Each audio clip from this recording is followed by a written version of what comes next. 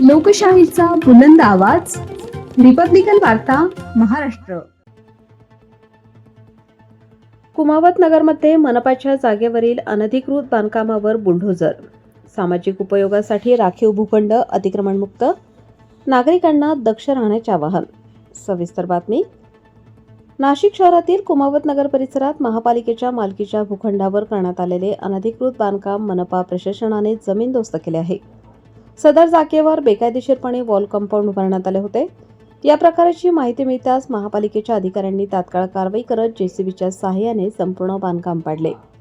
मनपाकडून मिळालेल्या माहितीनुसार कुमावत नगर येथील ही जागा सामाजिक कारणांसाठी राखीव आहे. भविष्यात या ठिकाणी लहान मुलांसाठी खेळाचे मैदान, ज्येष्ठ नागरिकांसाठी विरंगुळा केंद्र तसेच वृक्षारोपणाद्वारे हरित क्षेत्र विकसित करण्याचा मानस आहे. त्यामुळे या जागेचे संरक्षण करण्यासाठी अतिक्रमण हटवण्यात आले.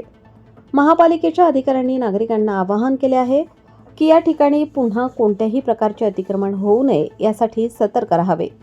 यापुढे मनपाच्या जागेवर कोणी अतिक्रमण केल्यास संबंधितांवर कठोर कायदेशीर कारवाई करण्यात येईल असा इशाराही प्रशासनाने दिला आहे.